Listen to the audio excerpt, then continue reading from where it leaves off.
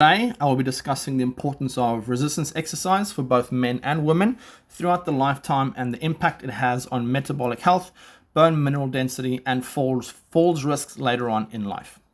So after discussing how lifestyle factors can influence chronic inflammation, resistance exercise is an important next topic because it directly affects several systems involved in long-term health. This includes muscle, bone metabolism, aging, function, and inflammatory regulation. So, what is resistance exercise? Also called strength training, resistance exercise is any form of exercise where the muscles work against an external load. This can include free weights, machines, bands, bodyweight exercise, or functional movements such as squats, lunges, push-ups, step-ups, lifting, and carrying tasks. The reason resistance exercise is so important is that muscle is not just something we use for sport, strength, or appearance.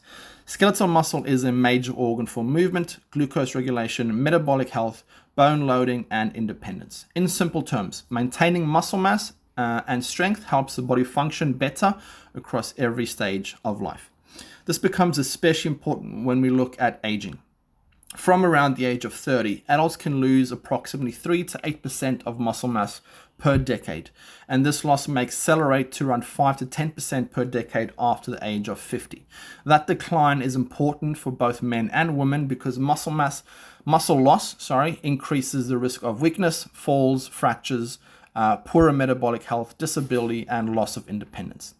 Muscle also plays a major role in blood glucose control because it is one of the main places where glucose is stored and used. When people have more active muscle tissue, the body is generally better at taking glucose out of the blood and using it for energy. This improves insulin sensitivity and may reduce the risk of metabolic conditions such as type 2 diabetes. This is why resistance exercise is not only about getting stronger, it is also about protecting metabolic health. Earlier in life, resistance exercise supports healthy growth, movement skill, strength development, and bone loading. Childhood and adolescence is important periods for building peak bone mass because the stronger the foundation of bone and muscle developed earlier in life, the more protection a person may have later against osteoporosis, frailty, and injury. For younger people, strength training can also improve confidence, athletic performance, coordination, and injury resilience when performed safely and appropriately. In adulthood, resistance exercise becomes important for preserving muscle mass and body composition. Many people think metabolism is mainly about body weight or body fat, but muscle mass is a major part of metabolic health. If someone loses muscle through inactivity, illness, dieting, aging, or weight loss, they may also lose some of their capacity to regulate blood sugar and maintain physical function. Resistance exercise helps protect against this by giving the body a reason to keep or build lean muscle tissue. So, for women, resistance exercise is especially important across the lifetime, and particularly around the menopausal transition.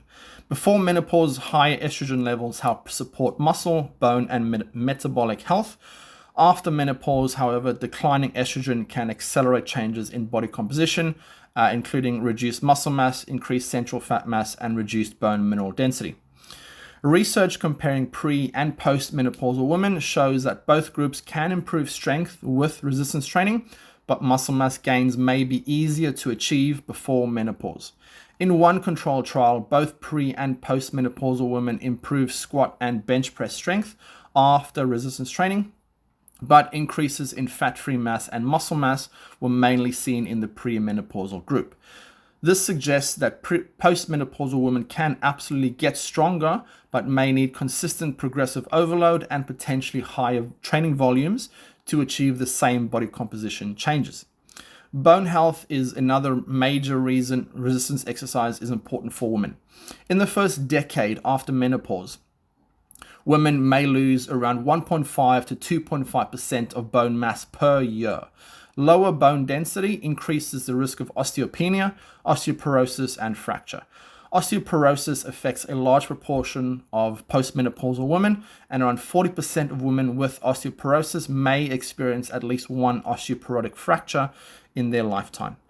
Resistance exercise helps counter this because bone is living tissue and responds to load. When muscles contract and pull on bones, and when the skeleton is exposed to progressive loading, the body receives a signal to maintain or improve bone strength. The improvements in bone mineral density from resistance exercise may be modest, but even small changes matter because the goal is not always to dramatically increase bone density. It is also to slow or prevent the yearly decline that occurs with aging and menopause. This is especially important at the hip and the spine, where fractures can have major consequences for independence, mobility, and quality of life. For men, resistance exercise is equally important. Although men generally begin adulthood with higher absolute muscle mass and bone mass, they still experience age-related declines in muscle strength, power, and metabolic health. Men can also develop sarcopenia, osteoporosis, type 2 diabetes, cardiovascular disease, frailty, and functional decline. Resistance training helps men preserve muscle mass, maintain strength, improve insulin sensitivity, support healthy body composition, maintain bone and joint function, and reduce cardiometabolic risk. This matters because the aging risk for men is not just losing muscle size, it is losing the strength and power needed for work, recreation, sport, and daily activities. Maintaining strength helps men stay physically capable for longer. So, as people move into older adulthood, resistance exercise becomes one of the most important strategies for maintaining independence. Aging is associated with sarcopenia, which is the loss of muscle mass and strength, and dynapenia, which refers more specifically to the loss of strength and power. These changes can affect walking speed, balance, stair climbing, getting out of a chair, carrying groceries, preventing falls, and recovering from illness or injury. This is where strength training becomes very practical. Stronger legs help with sit-to-stand movements, stairs, walking confidence, and fall prevention. Stronger hips and trunk muscles support balance and posture.